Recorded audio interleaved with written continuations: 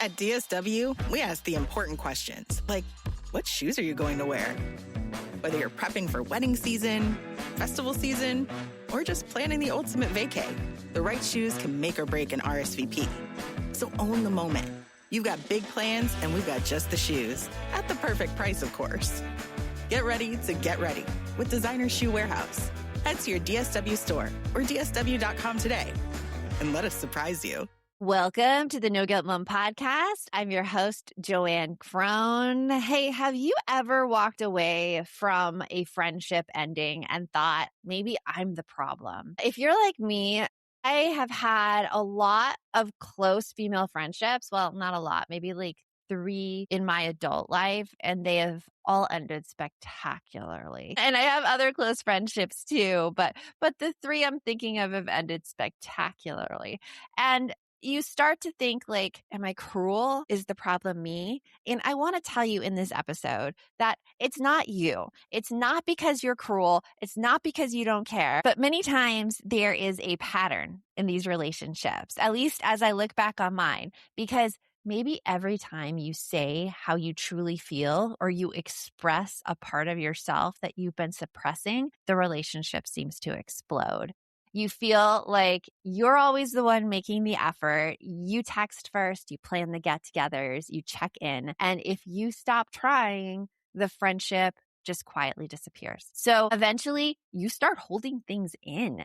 You stay agreeable. You mask. You convince yourself it's easier not to say anything until the resentment builds so much that eventually something comes out and suddenly you're too sensitive or you're too intense or you're too much.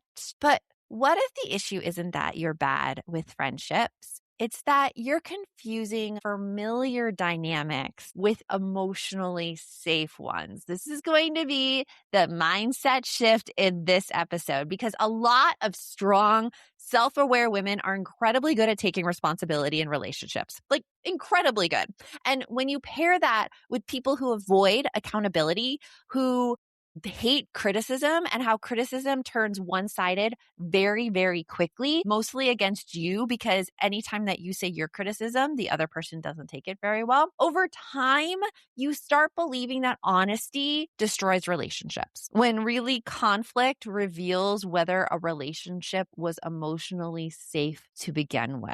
Healthy friendships are not friendships without disagreement. They're friendships where both people can survive disagreement without turning each other into the villain. So today we're going to talk about this in 3 parts. We're going to talk about why strong women often struggle in relationships, the friendship patterns we repeat without realizing it. This was a huge breakthrough moment for me in my whole journey, and what emotionally safe friendships actually look like and how they feel. So stay with me because if you've ever felt that you're too much in a friendship, I want to unpack why that belief forms in the first place. We're going to talk about friendship dynamics that quietly train women to silence themselves. We're also going to talk about the warning signs I finally learned to pay attention to and the green flags that are helping me build better friendships now and make me hope that my best friendships are still coming. And my best friendships I might have right now, and they're forming as they should. So if you've ever wondered why some friendships feel emotionally draining while others feel grounding, this episode may explain more for you and give you the words to actually articulate what is going on. Because I've had friendships that end in ways that genuinely make me question myself. Friendships where I tried so hard to be understanding and flexible and easygoing and emotionally aware, only to eventually realize I was swallowing my own feelings just to keep the peace. And then when I finally spoke honestly and carefully and kindly and calmly, the entire relationship fell apart anyway. And for a long time, I thought it was because I was bad at friendship and it was somehow me. But over the years, I started noticing the patterns in the types of people I was drawn to, patterns in the roles that I played in friendships, and patterns in what emotionally healthy friendships actually required. So today, let's dig into why close female friendships feel so hard for you and what changes you can make to stop abandoning yourself just to maintain connection. Let's get on with the show.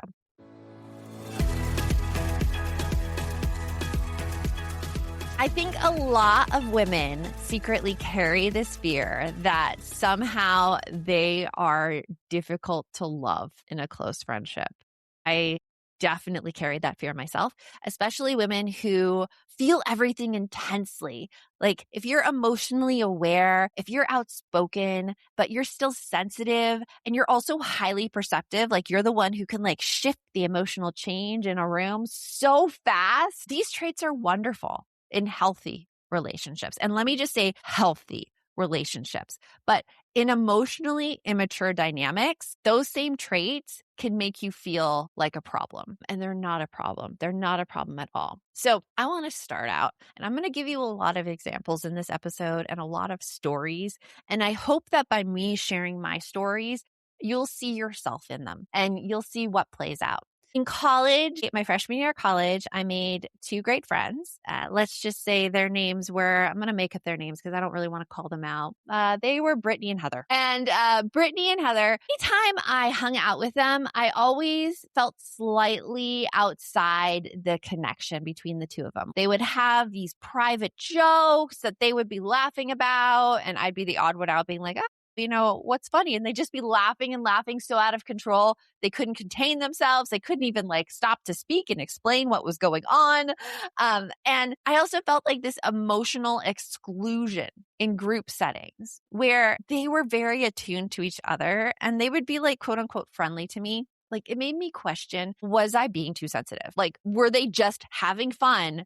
And I was expecting too much. So it finally came to a head when we were going out to dinner and we were meeting a group of friends at a Mexican restaurant, Macayo's. I was driving and Brittany and Heather decided to sit in the back seat together instead of somebody sitting in the front seat with me. So like the front seat was empty. It was basically like I felt like the chauffeur in this situation. And they were talking in the back seat. And I believe one of them was like, oh my gosh, Heather, I love how your hair is like that. And just complimenting each other, just completely ignoring my existence. At least that's how I felt. We pulled up in the front of that restaurant and I had just had enough at this point. And they opened the door and I said, you know what, you guys? And I think I said something like, you guys seem so into each other because I was holding it in for so long. Like, obviously, we are not perfect. Nobody is perfect. Okay. That was not perfect. And I said, you know, maybe you guys should go to dinner tonight. And I'm just going to take this one out, skip this one.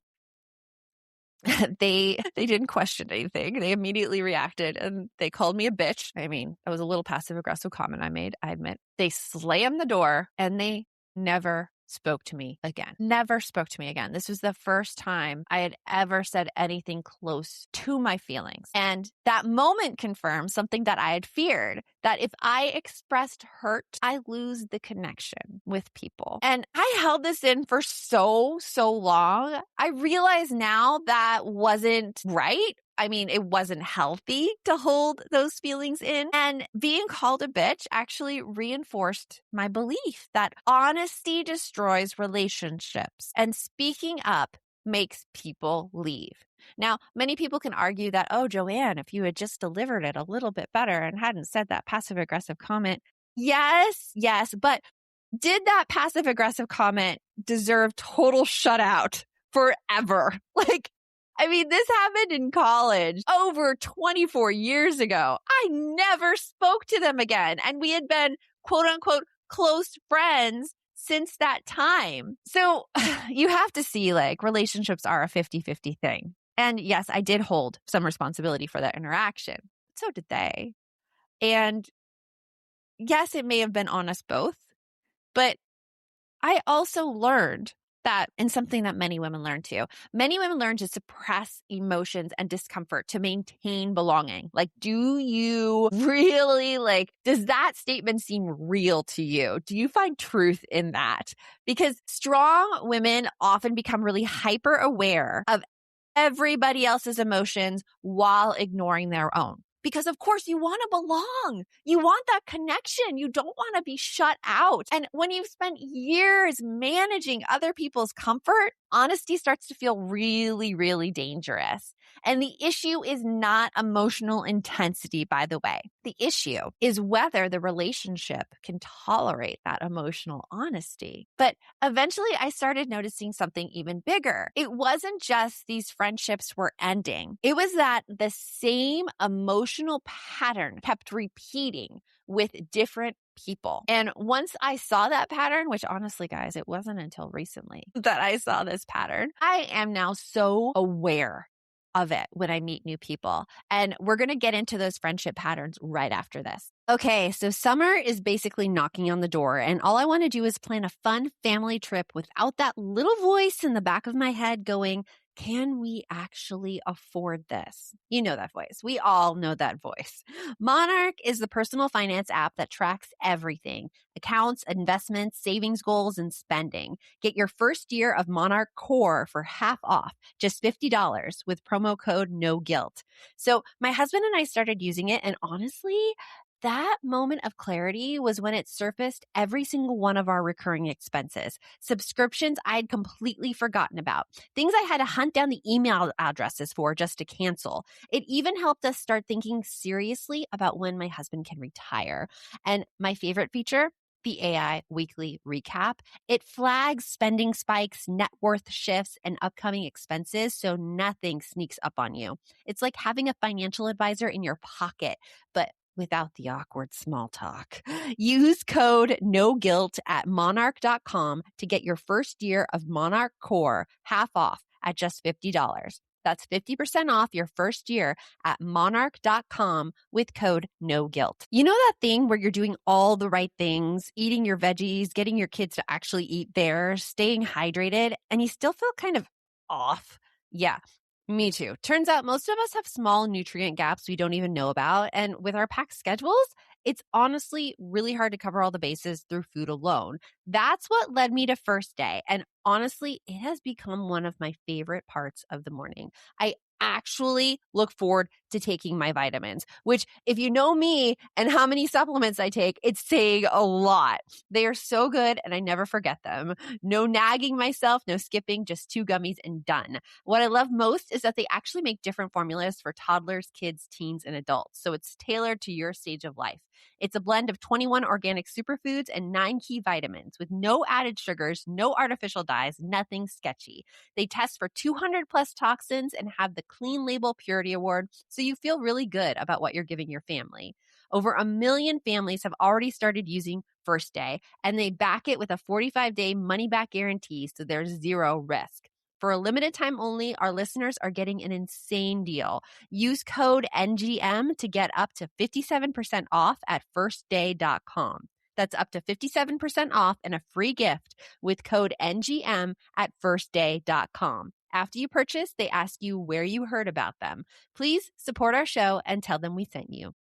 Insurance isn't one size fits all. That's why customers have enjoyed Progressive's Name Your Price tool for years now. With the Name Your Price tool, you tell them what you want to pay, and they'll show you options that fit your budget. So whether you're picking out your first policy or just looking for something that works better for you and your family, they make it easy to see your options. Visit Progressive.com. Find a rate that works for you with the Name Your Price tool. Progressive Casualty Insurance Company and Affiliates. Price and coverage match limited by state law.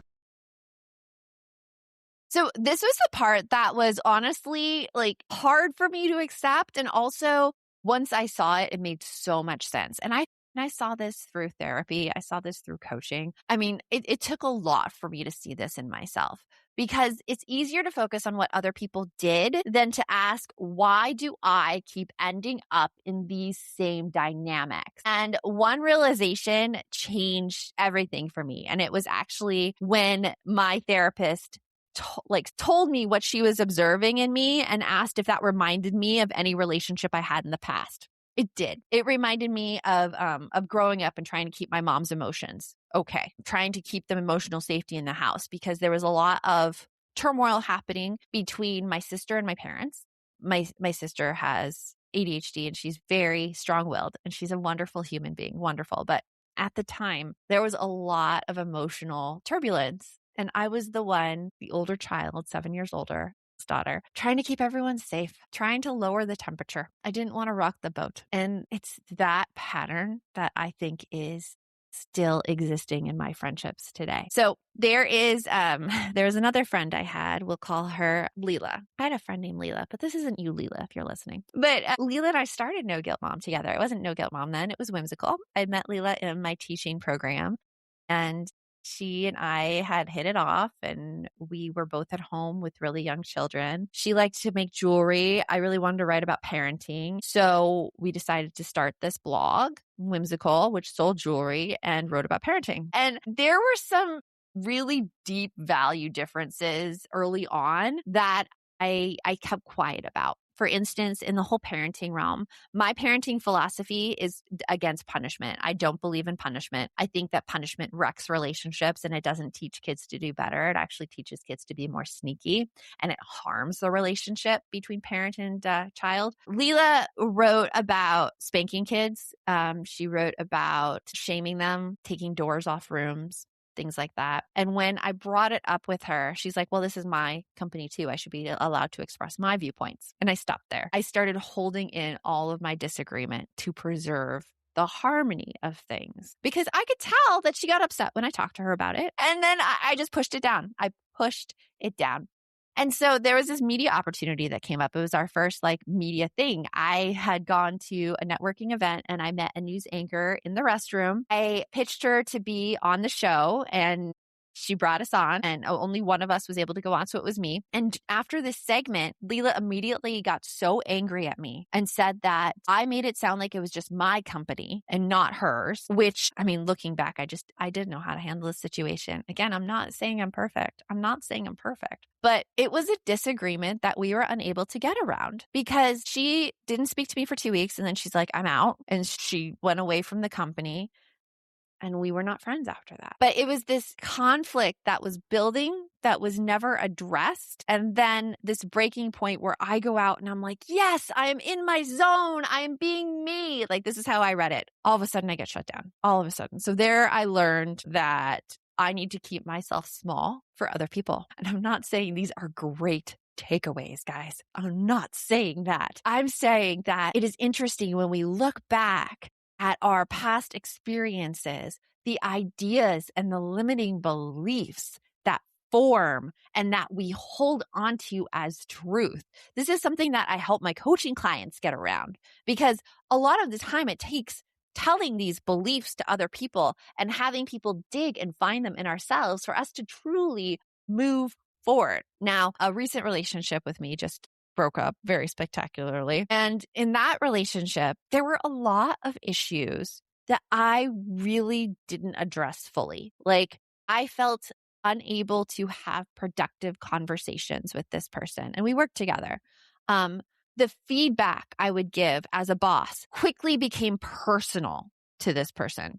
And there was always this defensiveness when I talked about feedback and giving ideas instead of a curiosity. And we were both struggling to stay on the same page all the time. And when it eventually blew up, it was me saying, hey, I need to know what you think I'm saying to you. And this person's like, no, I don't think a friendship is possible. So I realized after that one, I kept trying to build emotionally safe relationships with people who experienced accountability as rejection. Because in each of these situations, it was me saying my viewpoint and the other person refusing to hold themselves accountable for anything. It was like this total shift of blame on me. Some people, and this is true for so many people, I was just talking with my husband about this too, that they can't tolerate discomfort without creating a villain.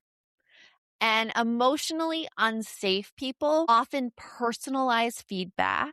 They make it into an issue where you're disrespecting them, you're being rude to them, versus making it about the feedback. And this is incredibly common, especially in workplace environments. Emotionally unsafe people avoid accountability. They try to push it off on someone else, because if they're accountable, it feels way too much. It feels emotionally unsafe to them to be accountable. So they avoid it. And know that I am not creating villains in this. And if you see yourself doing this, I mean, I did too. Honestly, I did too. I was so scared of getting feedback from others and criticism because I thought that if somehow I got criticized, it meant that I was a horrible person. I felt it so intensely, and it took me so much therapy and so much self-reflection to actually change that perception of myself. So I know how it is in here, but I know what it's like now to be on the other side of it. And I do not have to tolerate that in my relationships, and neither do you. It is up to that other person to work on themselves. It is not your responsibility. It is not. It is not. Another thing that I saw in emotionally unsafe people is that they criticize others harshly. There's blame that is placed from the get-go. And there's almost this need to feel morally superior to someone else. And it's not just like they're criticizing others' ideas. It's like debating the merits of a particular idea. It's putting it on that person. I mean, one of these friends once criticized another woman because she didn't like her bangs, and she didn't trust her because she didn't have good bangs, and she hated that about her. And I'm like, really? Really? Like, we cannot criticize other women based on how they look.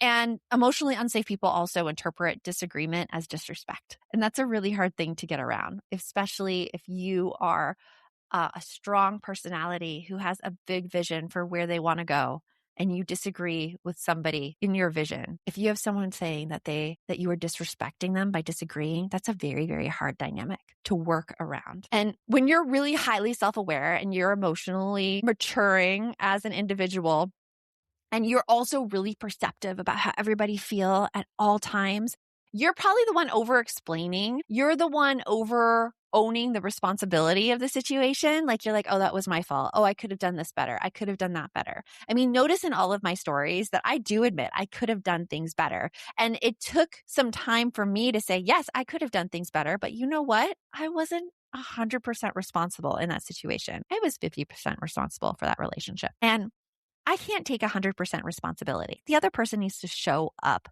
too. You also might be over apologizing for things that you do, or you might be trying to deliver things perfectly, agonizing over your word choice, beating yourself up if you tell your feelings in a way that may have offended the other person. And I want to tell you this, you can never communicate carefully enough to make emotionally unsafe people respond safely. You can't. This is not your responsibility. This is the other person's. So here are some friendship warning signs that I have found that when I'm meeting new people, it's like red alert, like I cannot get into this relationship. This is what I pay attention to. This is what I've learned. First of all, people who constantly criticize others' character and others' actions, especially reading into the intent of others' actions, like saying like, oh, they did that because they don't think I am qualified, or they did that because they disrespect me. This is a big warning sign for me too.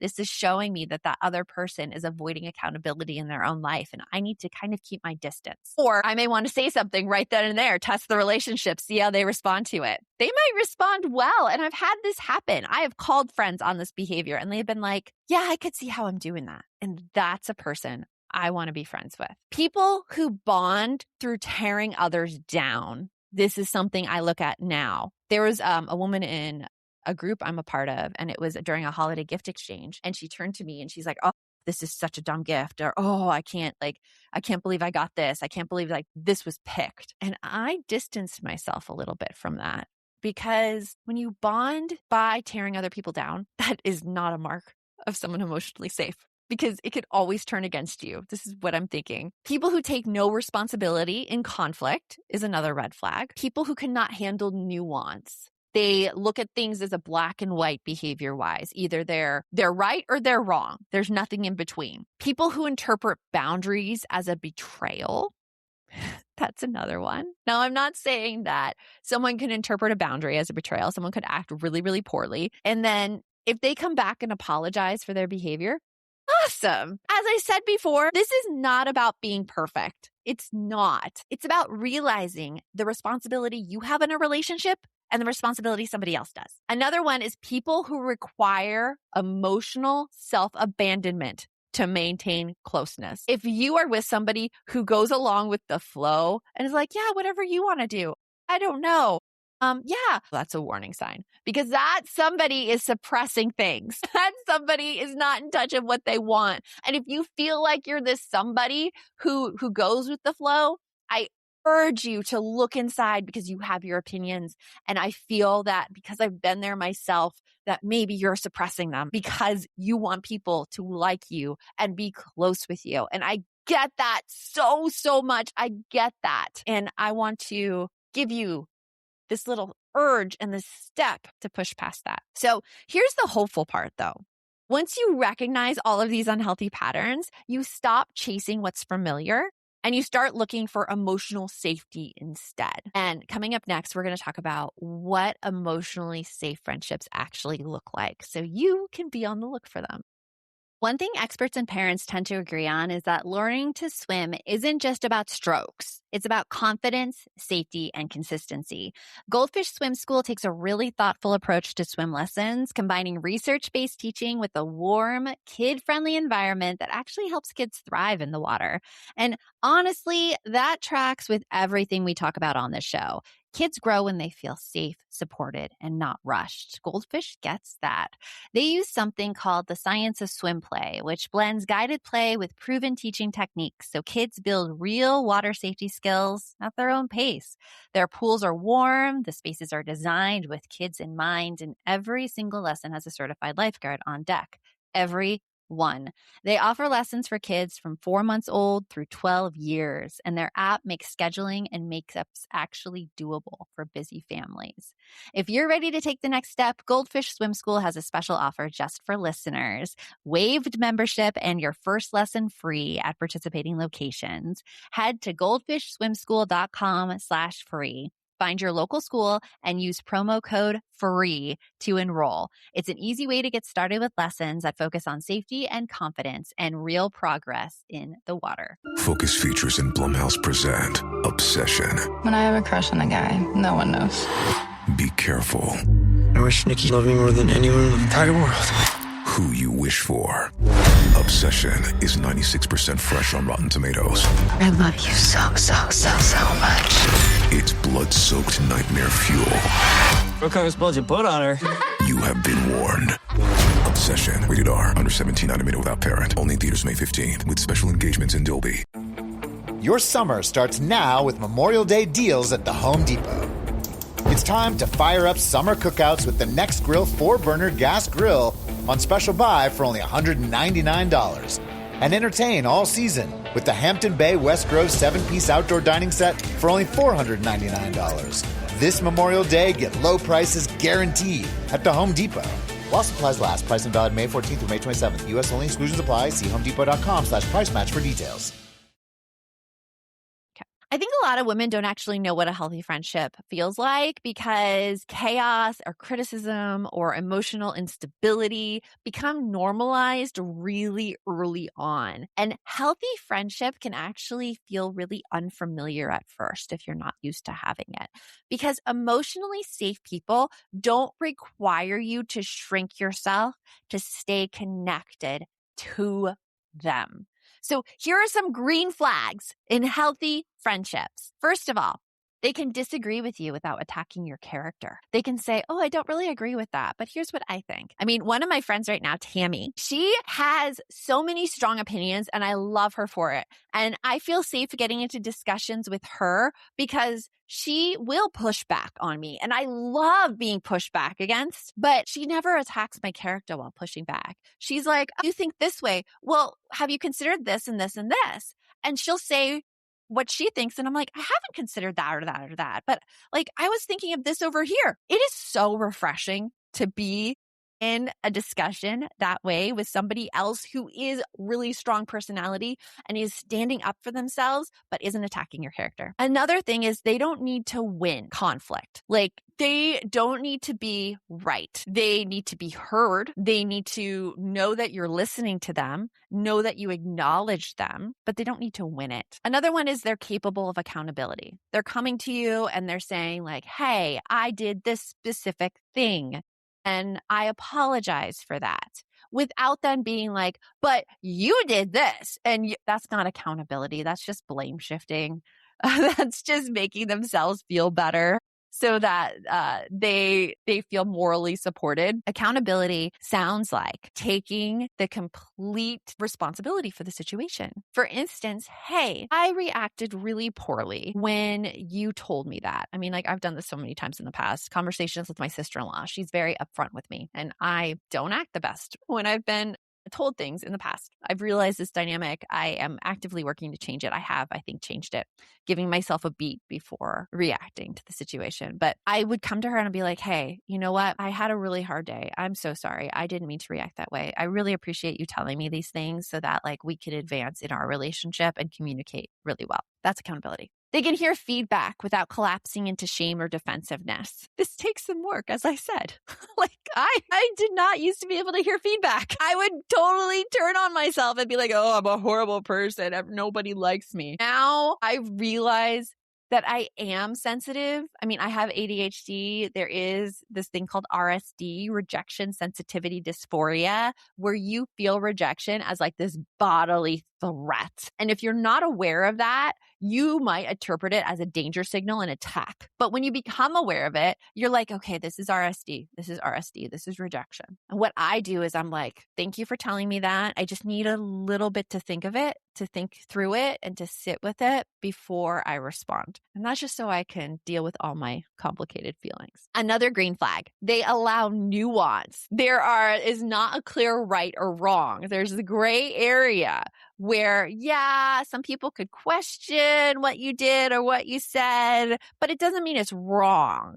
That's nuance. They don't punish honesty and they always come back to the table. Always come back to the table. This was something that really upset me in the last relationship I was in where they just said, I don't think a friendship could be possible. And they didn't come back to the table, which I did the really mature thing and blocked them everywhere. I'm not perfect, but it was years of going through stuff where I suppressed things and I just didn't feel heard and I didn't feel any accountability was coming through the other side. And yeah, I mean, I'm being honest with you because I'm not coming to you with this advice from an emotionally superior or morally superior stance. Guys, I'm not perfect. And I'm really not ready to have a discussion around that anymore because I feel like I was fighting to have the discussion and my words were getting twisted and I wasn't willing to be in that anymore. And that was the emotional right thing for me at the time. So right now in my long-term friendships that I have, all of my long-term friendships, people that I talk to regularly, we've had disagreements.